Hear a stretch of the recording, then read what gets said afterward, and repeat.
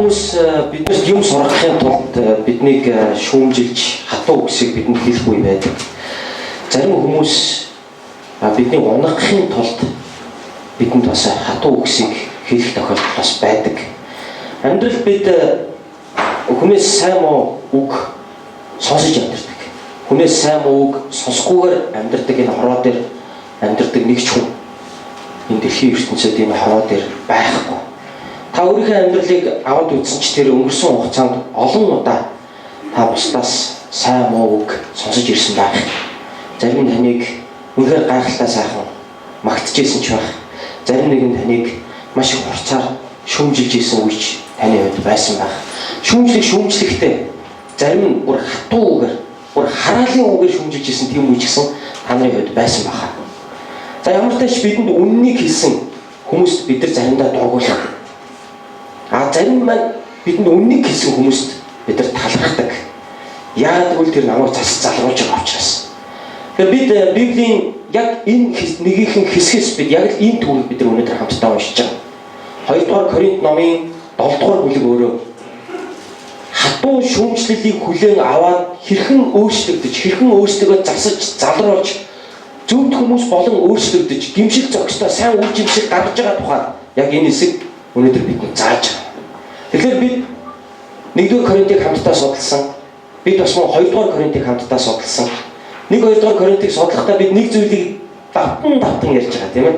Өөрөөр хэлбэл Илч Паул болон Коринтын чуулганы хоорондын харилцаа ямар байсан бэ гэдэгт байнга ярьж байгаа. За нэг үгээр хэлэх юм бол Илч Паул Коринтын чуулганы замраагүй байдлыг харахтаа, тэдний бурханд дуулуургүй байдлыг харахтаа, тэдний эзний өмнө зөв бос байгаа байдлыг харахтаа Илч Паул тэднийг маш хурцаар шүүмжилсэн.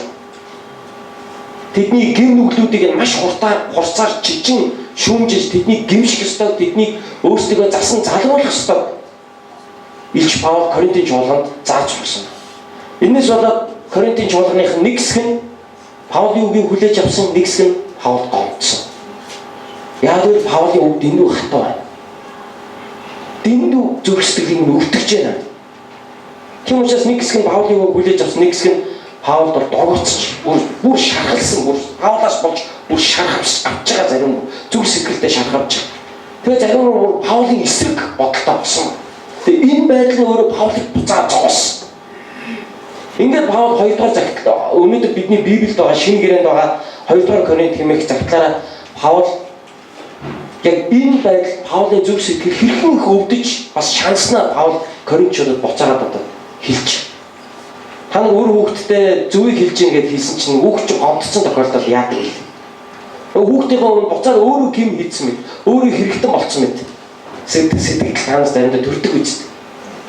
Эргээд нөгөө хүүхдийн сэтгэлийг эмзэглүүлсэндээ хүүхдийн сэтгэлийг зовоосондоо баг би буруу ч юм баг хийчүүдээ гэж бодох үе танаас бас байдаг баг.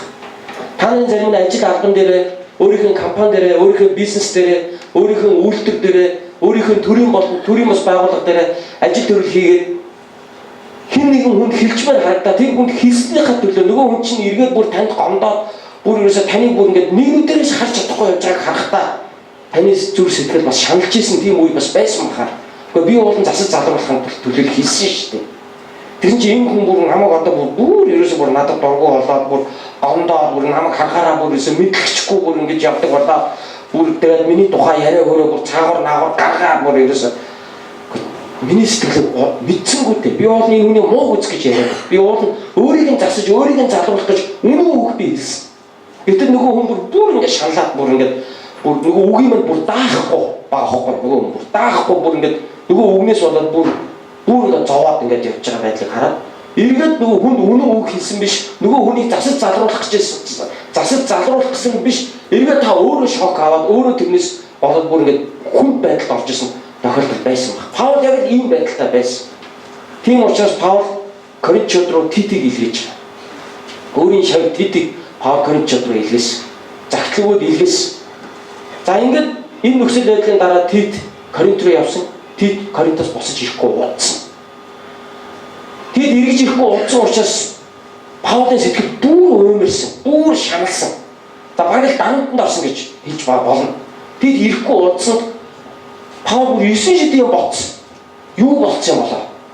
Нөгөө Коринтууд ч нөгөө Тит маань яваад очихт нь хүлээж аваагүй юм болоо.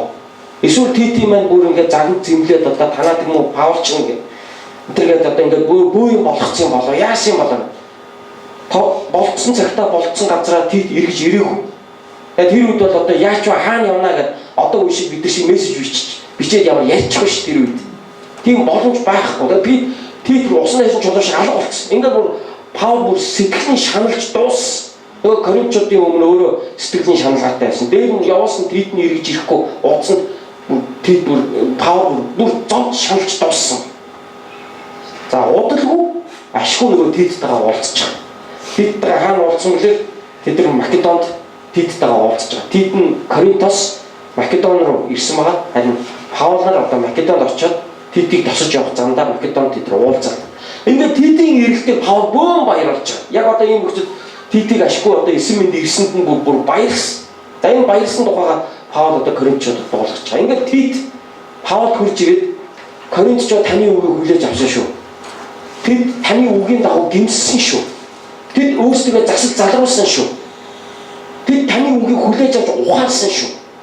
Хэдий тэд нэг хэсэг таны үгэнд шархлаад ондоод ингээд явж исэн ч гэсэн эцэс тэд эзний өмнө эргэж ирээд гимшээд явж миний бидний л буруу шүү. Ер нь бол тийм учраас бид өөрсдөө засах ёстой, өөрсдөө эзний өмнө зүг болгох ёстой. Бид өөрсдөө өөрчлөх ёстой гэдэг тэр дүгнэлтийг хийгээд сайн намайг яваад очих бүр намайг бүр ёстой гайхалтай гэдэг бүр хүлээж авлаа. Ингээд бүр таныг одоо тэд иргэн санагалж чинь. Таныг дахиад эзэн Коринтод ирэх вэ гэж асуулгасан шүү. Таныг хайрлах хайрын сэргсэн шүү тэдний. Тэд үнэхээр одоо тэдний амьдралд үржимс гарсан шүү. Ямар ч тааш тэд хатуу үг сонсоод сэтгэл нь хэцүү байсан ч хэцүү байгаа байдлаа тэд даван туулж чадсан. Итгэлээрээ даван туулж чадсан шүү. Тэд одоо сэргсэн шүү. Тэд өөрчлөгдсөн шүү. Паулаа гэдэг тэд Паул таймс. Энэ мэдээ Паулд үнэхээр нэрээ яста ангаж хатсан зүрх, ангаж хатсан тал дээр одоо хаврын бороо орох мэт лугаа адил. Паулын сэтгэл энэ мэдээ үнэхээр гоё сайхан. Паулын сэтгэл маш одоо тайвшруулж тайдах болсон. Ийм явдал болсон ба. Ингээд Паул одоо баярлаад Коринтчуудын энэ зүрх сэтгэлд талархаад Коринтчууд Паулын үгээр дамжуулан гимшээд өөрчлөгдөөд өөрсдөө засаж залруулсан энэ бүх байдлыг Паул мэдээд баярлахдаа Паул энэ загтлыг бичиж. Ялангуяа яг саяны бидний уншсан хэсгийг ярьж. Би хоёрдугаар ишлээс дахиад уншия. Хамгийн анхны ишлээс дахиад уншия. Бидэнд зориулж зүрхэндээ өрөө гарга. Бид хэнд ч зүй бусаар хандаагүй, хэнийг ч завхруулаагүй, хэнийг ч мэхлээгүй. Паул тайлбарлаж байна, тийм ээ. Бидэнд зориулж зүрхэндээ өрөө гарга. Аль хэзээ зүрхэндээ өрөө гаргасан байсан л та бид нар. Аль хэзээ тэдний харилцаа эвдэрч Коринтчуудын талаас Паулыг ойлгож дахин Паулыг хүлээн авсан байсан тэд нар. Тийм учраас Паул одоо лавшруулаад хэлж чинь бидэнд зориулж зүрхэндээ өрөө гаргах, зүр сэтгэлдээ зай гаргах. Тийм ээ. Яагаад гэвэл бид хэнд ч бид явж зүг бусаар хандаагүй. Бид хэнийг ч мэхлээгүй. Бид хэнийг ч завхруулаагүй. Бид хэнийг ч хохроогоогүй шүү дээ. Би танаас үннийг л хэлсэн. Тэгээс би таны хуу үзэх гэж би энийг яриаггүй. Тийм учраас зүрхэнд минь өрөө гаргаач гэж хэлж чинь. Артус би өнөөдөр танд уриалмаар. Танд амьдрал ирээд үннийг хэлсэн хүнд зүрхэндээ өрөө гаргаж сураарай. Тэгвэл би зүрхээ хаадаг. Үннийг хэлсэн хүний өмнө зүрхээ хаадаг. Тэр хүний бүр ингээд гаргаж хийдэг. Тэгээд Facebook руу явж оронготой блок гэлдэг. Найзаасаа гасдаг. Тийм ээ гар утсан дээр хуцсны дугаарыг байхгүй болгодог. Харин Паул хэлж байна. Танаас ирээд үннийг хэлсэн тэр хүн, хатуучсан үннийг хэлсэн тэр хүн чамайг яаж хохроос юм эцэц. Чи яг яаж хохирчод байна? Тэр хүн чамайг мэхэлсэн үү? Тэр хүн чамайг зовоосон уу? Тэр хүн чамайг муу үтсэн үү? Энэс болж чи хохирсон уу? Чи боддоо хохироогүй л байгаа байхгүй юу? Харин чи үннийг сонссон. Хэн ч чамд ирж хэлдэггүй тэр үннийг тэр хүнээс чамд сонслоо. Чи тэр хүн харин чамд шудраг хандсан байхгүй юу? Тэрний төлөө чи тэр хүнийг өөрийнхөө зүрх сэтгэлээс хөөн гаргах биш. Харин чи тэр хүн зориулаад зүрх сэтгэлдээ томоос том өрөө гаргах хэрэгтэй гэдгийг өнөөдөр би үүнээс сурах боломжтой. Ингээ Паул цааш нь үргэлжлүүлээд хэлж байна. Та нарыг зэмлэх гэж би үүнийг хэлээгүй. Учир нь хамтдаа өгч, хамтдаа амьдрахын тулд та нар зүрхэнмэн байдаг гэж би урд нь танд хэлж байсан шүү дээ гэж Паул хэлж байна. Бид хамтдаа өгч, бид хамтдаа амьдрахын тулд та Та нар миний зүрхэнд байдаг хүмүүс шүү. Харин та нар миний зүрхэнд бол байгаа шүү гэж хэлж байна. Паул одоо. Коринтчууд бол зүрхнээсээ гаргасан байсан Паулыг. Паул бол тэдэнд хатуу хэлсэн ч тэр зүрхэнд нь бол байсан, хэвээрээ байсан.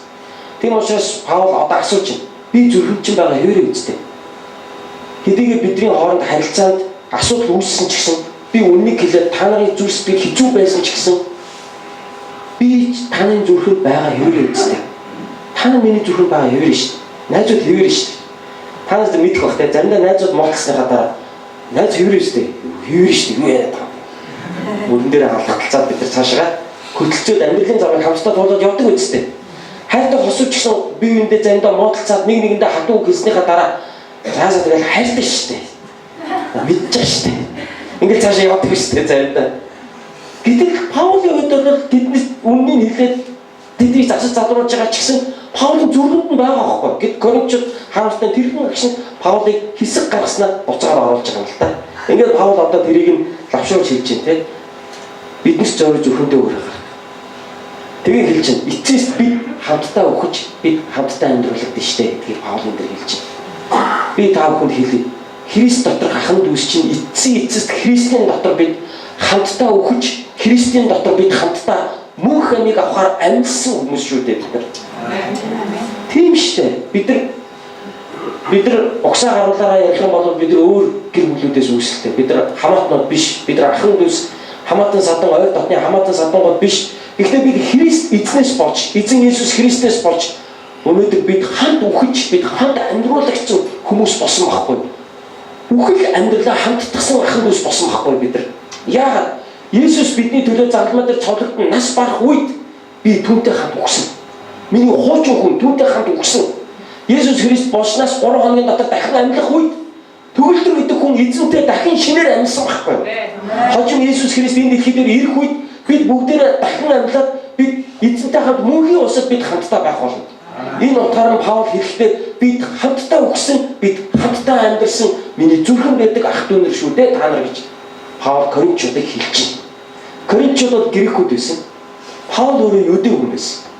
Тэгэхдээ үхэл амьдралаа хамтдагсан ахын дүүс болж чадсан ба Христ итгэгч ахын дүүс бид нар бол яг тийм хүмүүс.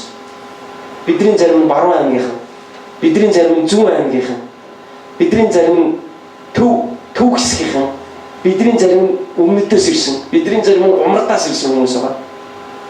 Бид овг ганлаа хөөх юм бол бидний эцэг эхүүд хамаагүй хүмүүс.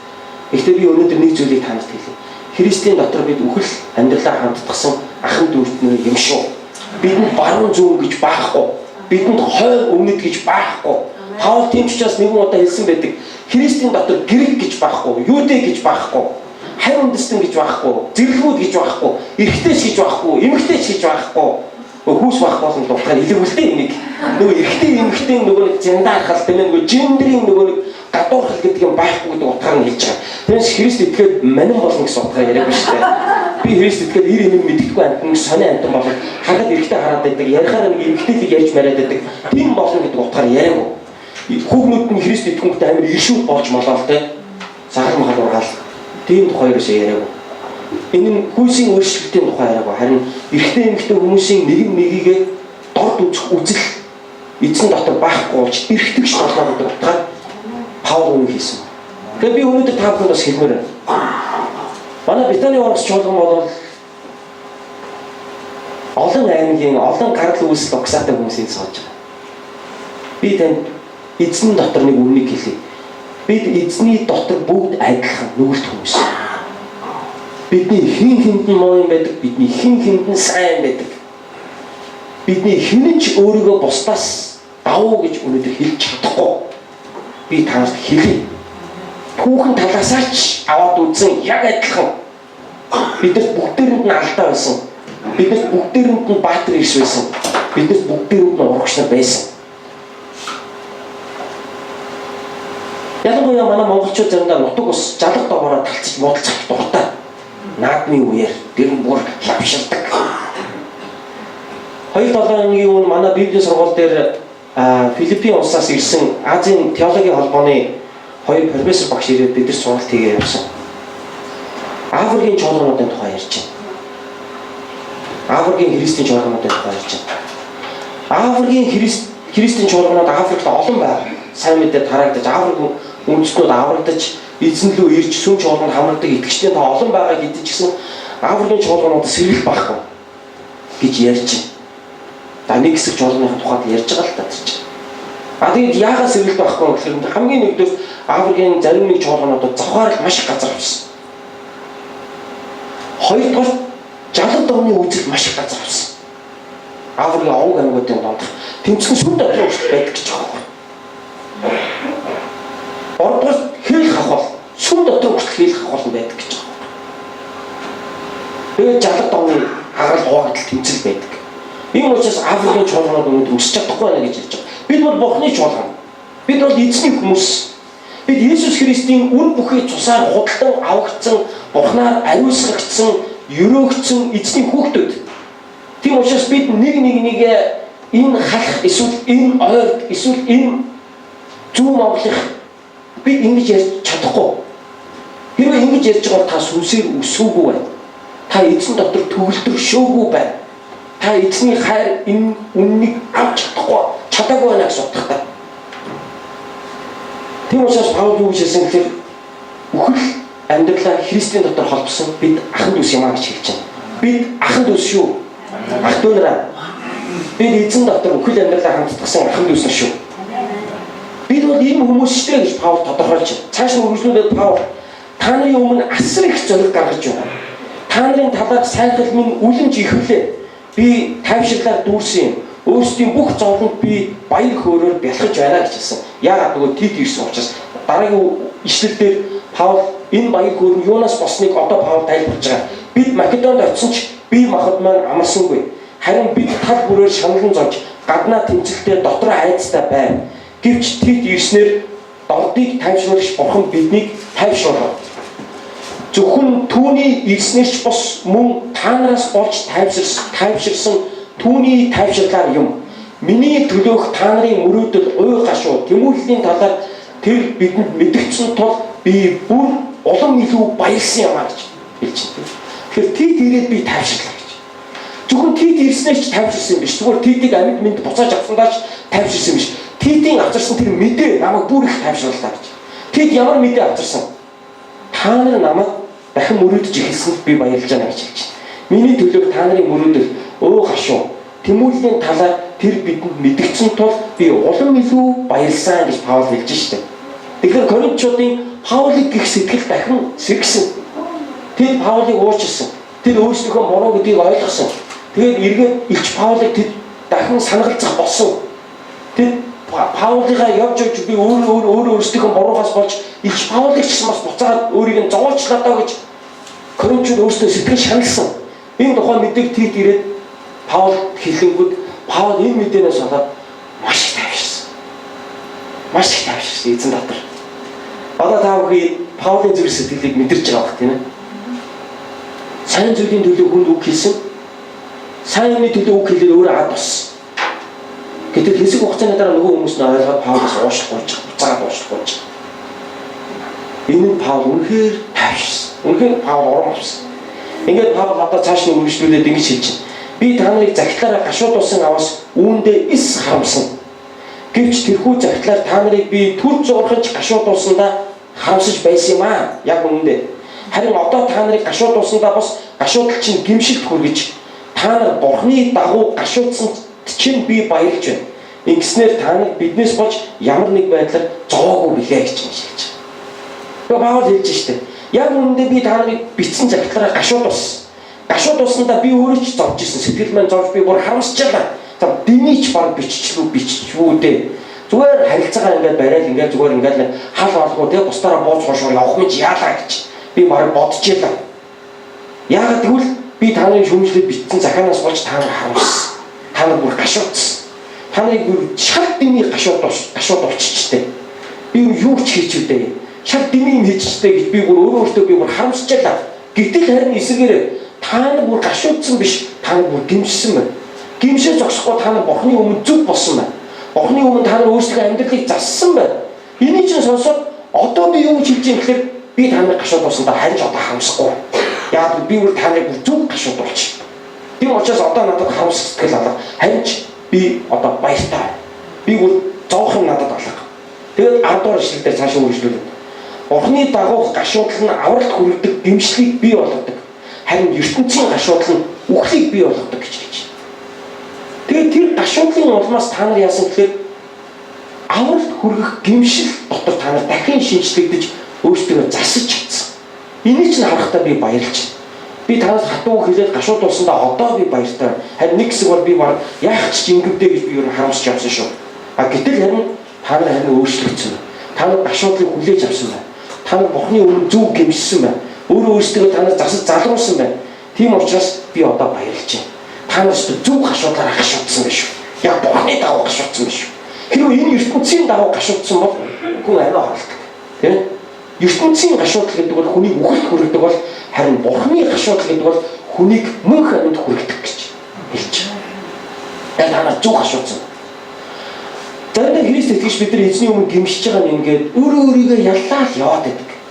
Олон жилийн турш өөрийгөө ялж өөрийгөө уужиж чадахгүй амьдардаг.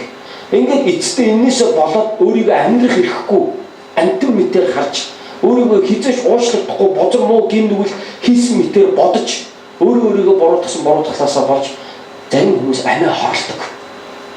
Паулийн тухай ярьж ертөнцийн гашуудал бидний үхэлд хүргэдэг. ертөнцийн гашуудал бидний хинч биш болгодог. ертөнцийн гашуудал биднийг найдваргүй болгодог. ертөнцийн гашуудал бидний ирээдүгээ харааг юм байна. Ирээдүйдээ итгэх итгэлийг маань Бурхнаар ивэлдээд би эзэн дотор ерөөлөөр дүүрэн амьдрч чадна гэхдээ итгэлийг маань ертөнцийн гашуудал бол үгүй хийдэг.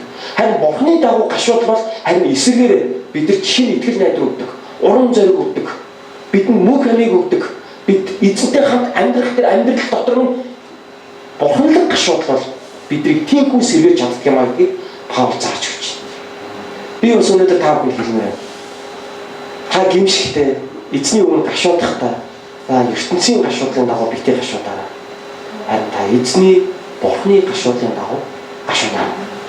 Манай чуулганыг байгуулсан хоо пастор ярьжсэн шүү дээ. Санаж байна. Солонгосын дайны үед нэг эрэгтэй хүн тийм ээ. Одоо хойд солонгосоос өмнөд солонгос руу дөрвөж явах. Яг бол хойд солонгосын айрам өмнөд солонгос руу ингээд дайраад ороод ирэх үед өмнөд солонгосын ард иргэд ингээд бүгдээрээ одоо өмнө зүг руугаа бүгдээр дөрөв нүүсэн байгаа шүү. Тэр үед нэг эрэгтэй нэг тосгоноор дайраад гарахад нэг эмэгтэй хүчирхийлсэн байна. Хүчигдсэн. Тэгээд тэр эрэгтэй хожим Христ итгэсэн. Христэд итгээд дайнаас хойш 20-30 жил өнгөрчээд ахад тэр эрэгтэй бозор намайг тийм муухай юм хийсэн бозор намайг уучлаач гэж дэмжижсэн гэж. Яа. Тэр хүнд уучлагдсан мэдрэмж байхгүй шүү. Бурхан намайг уучлсан, Бурхан намайг аварсан. Би ивэгцэн, би өрөөгцэн гэдэг мэдрэмж байхгүй шүү. Зүгээр л тэр хүн ялалгаа яваад байгаа байхгүй дотор нь. Буруутгал, байнгын буруутгал, нэг насны буруутгал тэр хүний дотор явж байгаа. Тэгээ хоо пастор бидэрт ярьжсэн тийм ээ. Та ямар гимшлэр гимшдэг вэ? Хэрвээ Бурхны гимшлэр гимшсэн бол Бурхны гашуудлаар бид хийсэн гим нүглийнхаа төлөө гимшсэн бол бид ирээдүгөө итгэл найдварын нүдээр харж чаддаг. Бид дахин босдог. Бид амьдралын төлөө явдаг. Бид эзний хаанчлалын төлөө бид баяр хөөртэйгээр түүнийг магтан алдаршуулж түүнд талархалтайгаар бид амьдрч чаддаг. Харин Бурхны бус гашуудлаар гашуудсан хүмүүс яаж юм? Насаараа өөрийгөө ялгаж амьдарч байгаа. Насаараа өөрийгөө буруутгаж амьдарч байгаа. Энэ хүн зөв гимшлэр гимшсэнгүй. Харин Коринтчууд Бурхны ивэлээр зөв гимшлэр гимшлээ. Тийм учраас Паул одоо баярлж байна. Би бүр та нарыг ертөнцийн гашуудлаар гашуудсан бол та нар бүр надтаас тэр чигээр тангараг тасраад дуусах байсан. Харин та нар Бурханлаг гашуудлаар гашуудсан учраас эргээд одоо та нар надтай эвэрж байна гэдэг утгаар Паул үнийг хэлж байна. ертөнцийн гашуудлаар Коринтчууд гашуудсан бол Паулыг дахиад нэг өдрөөс харахгүй байсан. Өстөд өдгөө амтан, балиар амтан, заваа амтан бидрийг станаар тэгчихсэн сэтгэгээд тахчихсан. Өстөд хуучж чадахгүй байсан. Насаараа ингэж амьдраад дуусан. Хэрвээ ертөнцийн гашуудлаар гашуудвал харин Бурханлаг гашуудлаар гашуудсан учраас тэр явж ирэхээр эргээд Паулыг ойлгосон. Эргээд Паул зөв хэлсэн юм гэдгийг ухаарч хүлээж авсан. Тэгэд эрүүл ухаанаар асуудалд хандсан. Ингээд Коринтчууд буцаад Паулаас уушлахгүйсэн. Бид таны өмнө ингэж айшилж аягалсан нь бидний буруу байж байна. Коринтчууд эзний өмнө ингэж гимшсэн ба. Би өнөөдөр танаас асууя. Та ертөнцийн гашуудлаар гашуудж байгаа юм биш үү? Та Бурхны гашуудлаар гашууддаг уу? Эсвэл ертөнцийн гашуудлаар гашууддаг уу? Та аль гимшлэр өнөөдөр итгэлтэй гимшилтэйгээр амьдардаг вэ гэж би өнөөдөр танаас асууна. Ингээд Паул цааш нь үргэлжлүүлээд Бурхны дагуух ийм гашуудлын танаас юу хийснийг өөрсдөө хариуцлах ямар их тэмүүллийг, гмиг зэвүүцэх ямар их зэвүүцлийг, ямар их төгшүүрийг, ямар их хүслэнг, ямар их орлогыг, ямар их шийдэглийг бий болгосныг харах тул та нар энэ зүйл цэвэр гэдгээ алив бүхнээрээ харууллаа гэж хэлж байна. Хардаа танаас ямар үр дүн гарсныг одоо хардаа та нар гмиг ямар хүзий явдаг босноо хардаа. Та нар энэ бүгдээс болж ямар их түгшиж эзний өмнө нэрээ би чи яаж амьдраад байна гэж ямар их түгшиж бодож эзний өмнө гимшиж амьдралаа засаж гин нүглийн үзэн ядаж ямар их хүсэл тэмүүлэл тэр зүвт байх, ариун байх, эзний хүслийн дагуу амьдрах ямар их хүсэл тэмүүлэлтэй босноо одоо та нар хардаа өмнө та нар ийм байгаагүй. Харин одоо та нар ийм болсон байна. Бурхны дагуух ийм гашууд гэдэг бол хүний ийм болгох юм а гэж хэлж байна. Нэр үнэн бид эзнийг мэдэхгүй байхдаа бид үннийг мэдэхгүй байхдаа бид Бурхны хайрыг мэдэхгүй байхдаа бид гим хийгээд ерөөсө гимшдэхгүй байсан. Харин надад үннийг хэлсэн хүнийг би үзэн ядаж амьдардаг. Чадвар тэр хүнийг бүр хорж амьдардаг гэсэн бид. Харин Христ итгэсний дараа би хийсэн гимээ үзэн яддаг болсон. Бид гим нүгэл хийхгүй байхыг зорддог болсон. Гим нүгэл ямар муу муухай юм бэ гэдгийг бид ухаардаг болсон. Тийм биш гэж гэж. Коринчууд ингэж өөрчлөгдсөн. Энэ чинь зүг гимшил багхгүй. Танаас зүг үр дүн авчирсан байгаа гэж ингэж хэлсэн байна.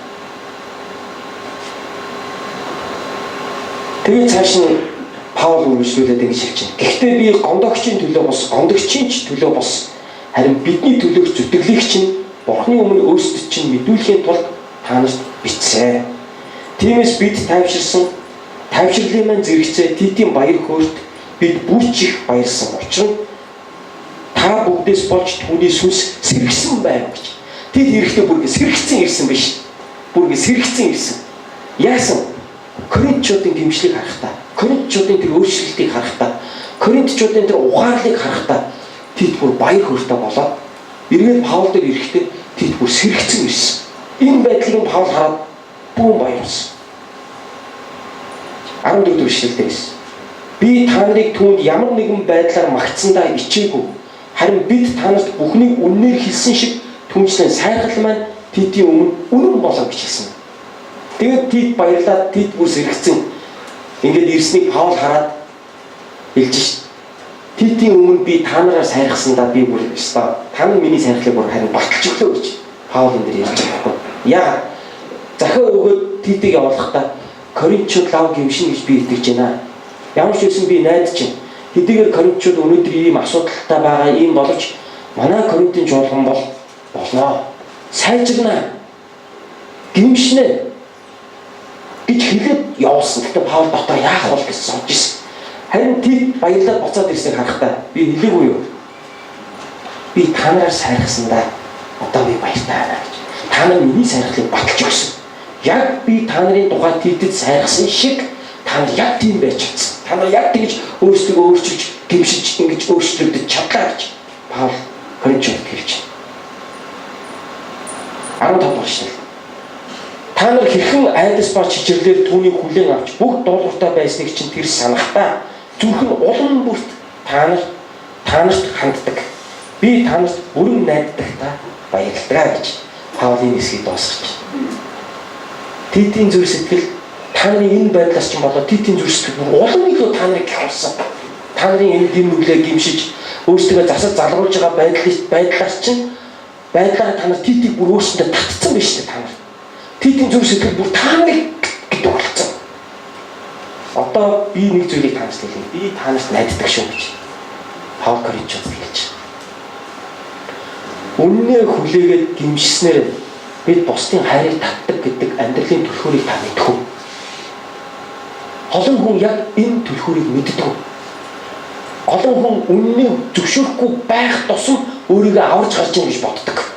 Үннийг хүлээн зөвшөөрөхгүй нуугаад зохицуулалт хийгээд яаж игээд нэр хүндээ сэвтэхгүй уран нарийн арга сэдээд өөрийгөө яг ингээд аваад гарснараа нэг хүндээ авч үлдчихэж байгаа гэж олон хүмүүс эндүрдэг. Гэтэл тэрх тусам тэр хүн өөрийнхөө нэр хүндийг алдчихэдэг. Тэрх тусам тэр хүн ямар арчаагүй, ямар гин нүглээ хүлээн зөвшөөрөх чадваргүй, ямар бардам, ямар хоёр нүртэй байгаагаа л бусд харуулдаг. Харин үнээр нь нүглээ гимшээ хүлээж авч чадж байгаа хүн бусдын хайрыг улам илүү татдаг. Та нар ийм хүмүүстэй таарч ирсэн баха. Заримдаа бид бусдад чи ингэж байна. Чиний энэ чинь буруу байна. Чи энийгээ зас гимш чи болохгүй байна. Энэ чинь ийм байна гэж хэлэхэд хүн ингээд тайлбар тавиад болцаад идэх хүмүүс байдаг. Та нар мэдэх үү? Баярлчихад байгаа шүү дээ уул нь. Нотлогчод байгаа мөртлөл эцсийн мөчийг хүртэл үзээд идэх хүмүүс байдаг. Ерөөсөө эцсийн мөчийг хүртэл буруу яаж игэл буруу яаж игэл уучлаарай гэдэг үгийг гаргахгүйгээр л зогцуулчих гал яаж игэл энэ миний буруу байгаагүй байсан багхгүй юу гэдэг ингээд 9 шидийн юм ингэж хамж чимж яриад өөхөн юм хүндээ байгаа болохгүй байна шүү дээ яг үүндээ. Тэгээд яаж игээд ингээд өөрийгөө аваад гарах гардаг зарим хүндээс тэгээд гардаг юм бол харин нөгөө хүн бодохдоо би энэ хүнд хаж идэхгүй. Яагаад гэвэл худлаа ярьж энэ хүн гэмшихгүй. Энэ хүн зүгээр аваад гарч ийн өөрийгөө. Амны пянгаараа аваад гарлаа. Цээжний аракаараа аваад гарлаа. Эсвэл зүгээр зогцоол тэгээд энэ ямар залтай хүн бэ л гэж дүгнээд өнгөрдөг. Харин нөгөө хүн өөрийгөө юу гэж боддог вэ? За би ч өөрийгөө аваад гарчлаа шүү нэг удаа та гэж боддог. Яг үнэ хэрэгтэй энэ авч гарч байгаа хэрэг биш. Өөрөөр хэлбэл та сүрч юм гэж би хэлмээр. Юмд ингэж ханддаг хүмүүс би хэлмээр. Харин яг үнний нэрээр хэлэхэд тийм ээ миний бороо намайг уучлаа. Би гэмш. Би өөрчлөгдөө. Би засяа гэж хэлснээр энэ хүнд би найдаж болох юм байна гэдэг итгэл нөгөө төрдөг байхгүй. Тийм учраас Паул юу гэж хэлж байгаа гэхээр би та нарт бүрэн найддаг. Тэгтээ баярлдаг шүү гэж. Та нар Титийн сэтгэлийг бүр өөрсдөндөө татцсан байлээ. Бүр Тит бүр ерөөс та нарыг гिचээд ирсэн шүү дээ. Ерөөс та нарыг ярьсан хүн ирсэн цааш ирсэн. Тит ингэж ирж болох байсан та. За аялал ямар болов. Яах вэ тэгээд яваад ирлээ. Яасан цаадууч зүгээр үгүй яах тэгэл таны захиаг өглөө тэгэл өөрсдөө өмөрүүлээ ер нь бол тийм тэгээд янз янзын тайлбар тавиал гарсан. Тэгээд ямар ч таны захиаг би өгсөн. Тэгээд бодох нэг нь бодно үстэй. Тит нэг ингэж ярьж ирээгүй. Харин Тит юу гэж ирсэн гэхээр бүр баярлцсан ирсэн. Бүр чууд бүр зүрхийг аваад үлдсэн байсан бүр. Бүр корид гэсэн хүн ирсэн. Яасан? Тэд гэмшсэн. Тэд өөрчлөгдсөн. Тэд хүлээж авсан гэж. Юунаас бороо хүлээмжшүүлж чаддгүй тийм зантай хүмүүс байдаг. Юу нөлөөлдгийг бүр багаасаа чичлүүлсээр гад юм болцсон байдаг юм уу эсвэл үүнийг нэлээд чичилжсэн ч гэсэн яаж игээд болтох гэдэг хүмүүс байдаг. Гэхдээ мөн чанар нь яг мөс чанар нь дотроос нь чиний бороош гэж уул эвлэдэг байхгүй. Тэгээд тэрийг ингээд дардаг. Зарим хүмүүс бүр хүчээр дараад нөгөө хүндээ би яагаад ч гүгээд аваад гардаг. Би хэлмээр та зүрхээ сонсооч.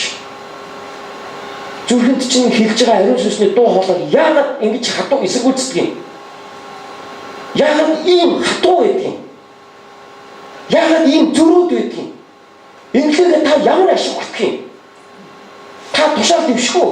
Цалин чинь нэмэгдэх үү? Та инглигээ сайхан амьдрах гэж бодож байна уу? Та өөрийгөө ялж байгаа гэж бодож байна уу?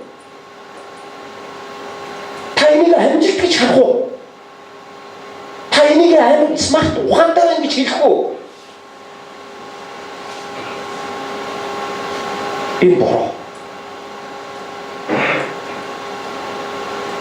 Бид сайн муу хатуу зөвлөм үг энэ хорволоор сонсож амьдэрдэг угаасаа.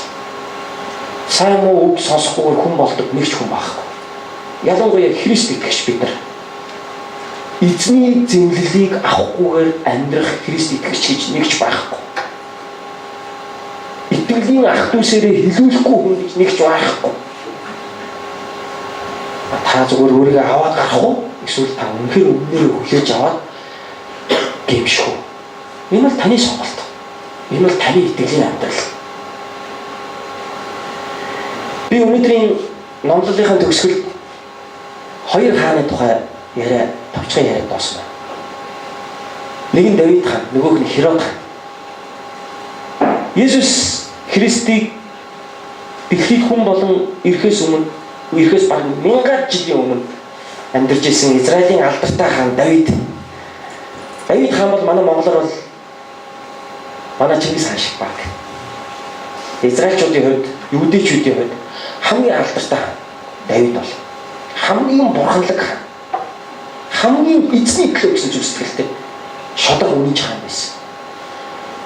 Гэхдээ Давид ямар ч нүгэлгүй байсан үгүй. Давид нүгэлтэй байсан. Давид Бурхны гин хийжсэн. Өөрийнхөө шадар туслахын их нэртэй явсан. Давид өөрийнхөө туслах өөрийнхөө төлөө дайтаж яваа ш. Тэр фронт дээр дайны талбар дээр хааныхаа төлөө дайтаж яваа байхгүй. Тэгэхээр араар нь их нэртэй завхаараад гिचсэн Давид.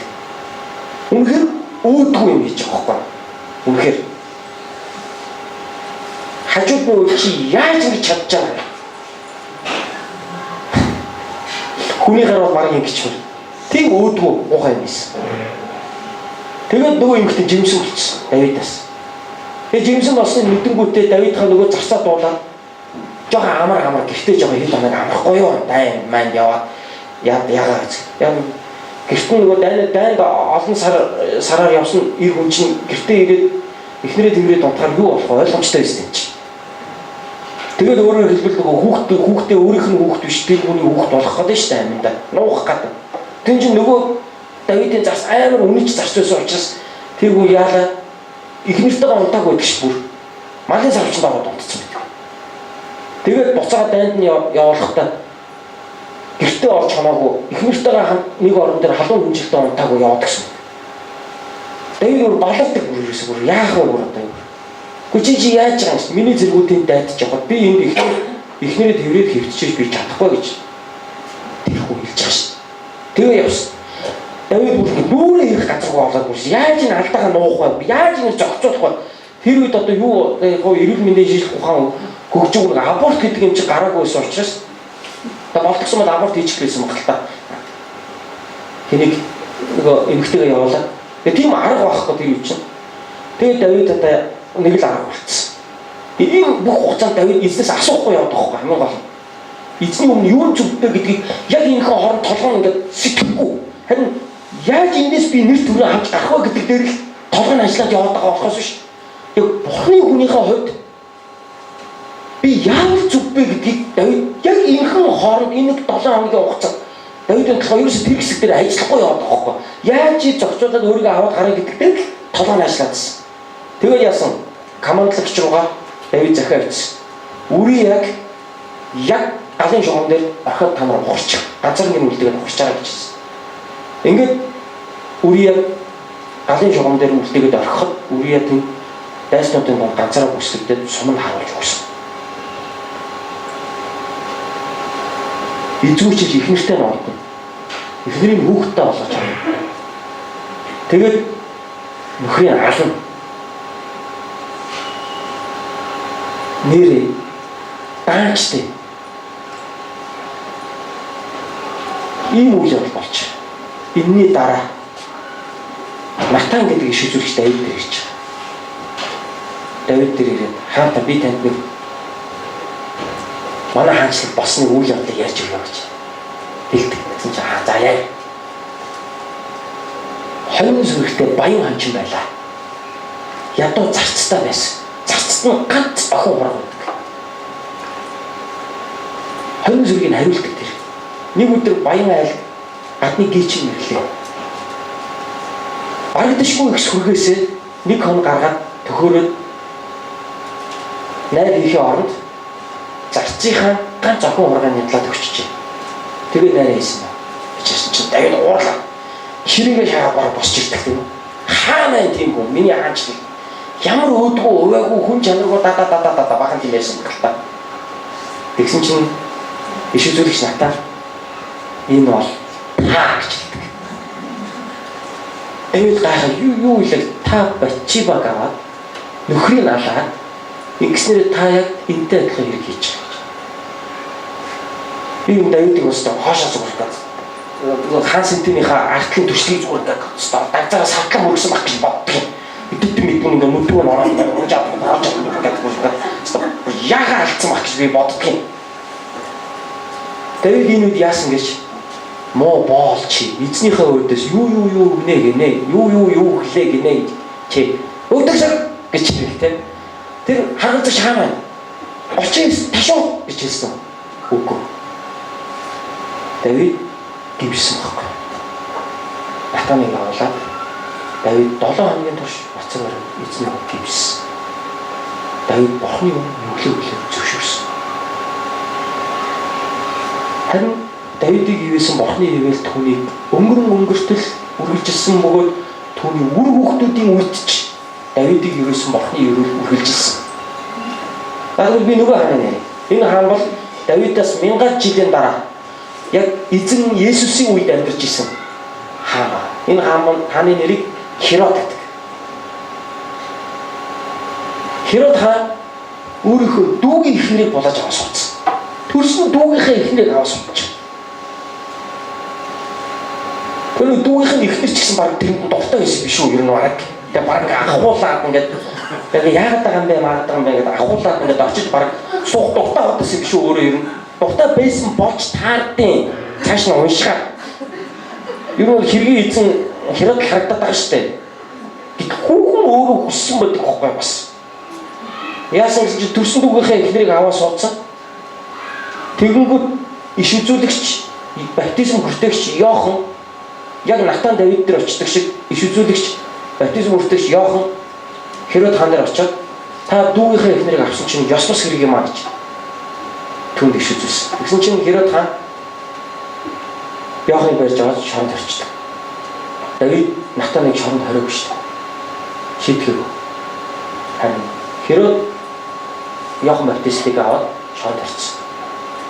Тэгээд дараа нь Иохан шоронд хоригдож байгаа үед Херод хааны төрсөн өдөр болдог. Төрсөн өдөр дээр нөгөө дүүгийнхээ эхнэрийг авч суусан тэр эхнэрийнх нь охин нь давар охин гэсэн үг шүү дээ. Бодвол дүүгийнх нь хүүхд юм шиг байна. Тэр охин нь хааны өмнө бүжигсэн. Амар бүжигсэн юм шиг байна. Одоогийнхоор бол баг стриптиз маягийн үзүүлсэн байж магадгүй гэж зарим баг ярьдгийн. Ер нь. Тэгээд тэрийг хараад Херод хаан ингээд бүр ингээд ухаанаа алдаад бүр ингээд манараад бүр ингээд хуйл тачаад байхтаа тэгээд юу хийсэн гэхээр чи юу хийснэ надаас гоо. Тэгвэл би хаан тусгай талыг үйсэн чамд өгөн. Энэ ямар тэнэг хаан бэ? Ганц ордон бүжгэлсэн нэг эмэгтэй хаан тусгай талыг өгдөг ийм одоо ийм хаан байх уу? Тэр нөгөө нэг хаан дуусмас гэж юу ч болохыг мэдгүй нэг охин л байгаа шүү дээ. Тэгж ярьж байгаа. Тэгин чи нөгөө охин аяга айхтар. Тэр айхтар эмэгтэй охин амар айхтар байгаа байхгүй юу? Нөгөө айхтар ээж дээр очив. Хаан намайг тэгж би юу авах вэ? Тэрхүү хооронд сэтгэлийн хөөрлөөрөө тийм араб үйлдвэрийн хурдан хурдны 3 морьтой олон энэ төрхийг хэлчихгүй байгаа байхгүй юу гэж байна. Аяга айхтар. Сонсонготой би ээжтэйгээ яриад байна. Амар буруу тал руугаа бүр ингээд аймаар болцсон хүмүүс. Та нар юм үүс таарлаж ирсэн. Ээж дээр авч явах та. Яах вэ ээж? Нөгөө нэг амар ээж нь амар охин тавсан. Амар юм ярьж байгаа байхгүй. Алт мөнгө авдраа гоо гэж хэлээгүй. Юу гэж байгаа гэж. Яохны толгой цавчаад царан дээр тавиад надад тацчих гэж хэлээ. Тэр нөгөө охин ирж чад. Яохны толгой царан дээр миний өмнө хацарч гэж хэлж байгаа. Тэгээ нөгөө амлцсан хаан чинь олны өмнө амлцсан хаан чинь нам балтахгүй тулд те нөгөө хаан хэлсэн л бол хийдэг гэдгээ харуулахын тулд шал мангар бас. Тийм ээ. Тэр тохиолдолд юу яриад байна? Тэр бол миний асуу. Чи зүгээр өөр юм асуу гэж хэлж болно шүү.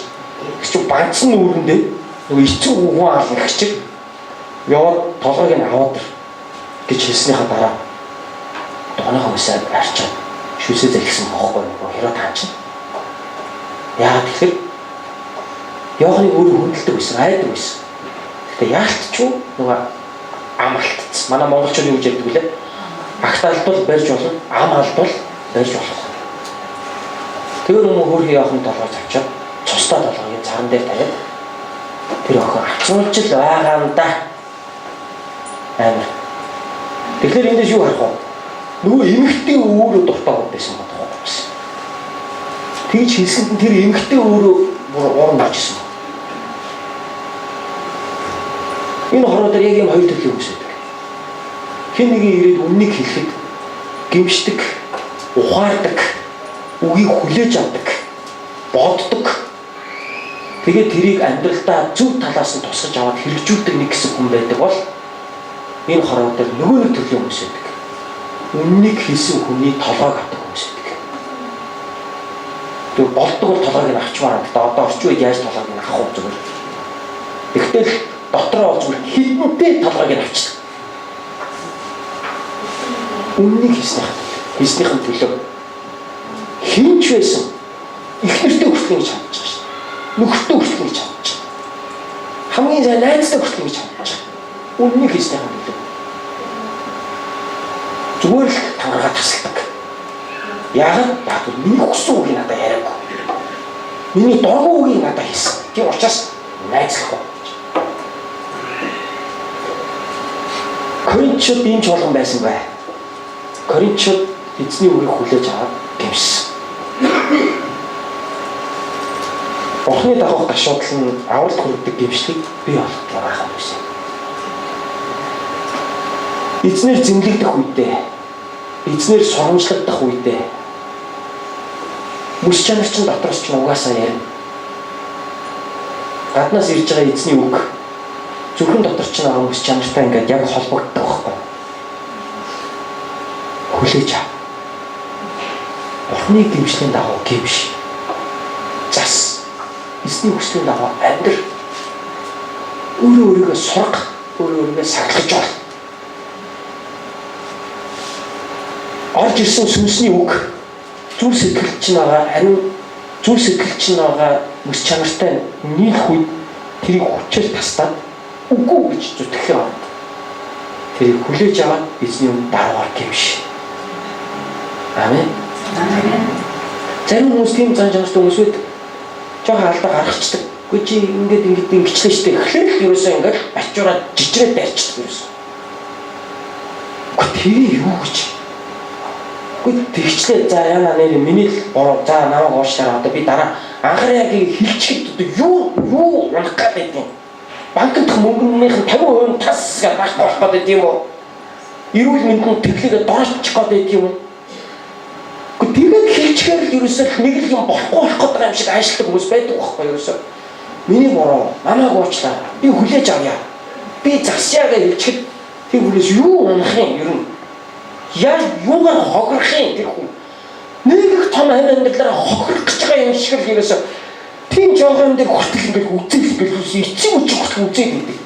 Тэгээд тэр тийм өөртөө хадгалж авч үлдэх тэдмүү тэр юу вэ яг? Энэ зангай хүмүүс хэрэггүй юмны төлөө Бурхны хүмүүс чанараа бохирдуулдаг. Буруу явдаг. Эзэд доолгортой эзний өмнө дарууч болгон байцгаа. Эзний хүслийн дагуу дээр хамт явцгаая. Эзэн өөрөө таныг зэмлэх тэр цагт магадгүй хэн нэгнээр дамжуулаад эзэн таныг зэмлэх тэр цагт дараагаар хүлээн. Есүсийн нэрээр өрөөж тав.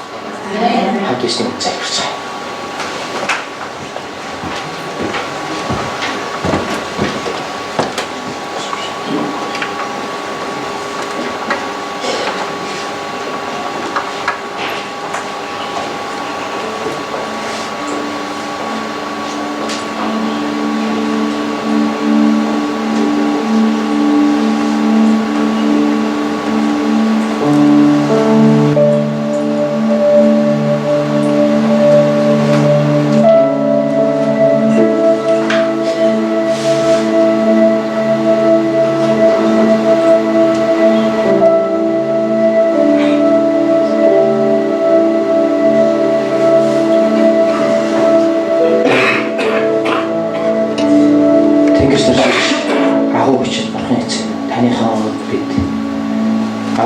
Иесус Христийн нэгүслэр таны өнөрийг залбиргооч. Эзэн Коринтын чуулган өөрсдөө хэрэгтэй хатуу болж өрийн үгийг хүлээн таны өмнө гимшиж таны дотор дахин хамтдаа сэргийж таны алдрын төлөө явсан шиг бид ч гэсэн энэ амьдралдаа явахдаа бид алдаа оноогоо ухаарч гэмшиж таны өмнө даруугаар гэхдээ энэ ертөнцийн гашуудлын дагуу биш харин Бурхан эцэг таны гашуудлын дагуу таны ариун сүнсний хүч чадал дотор өдөр болгон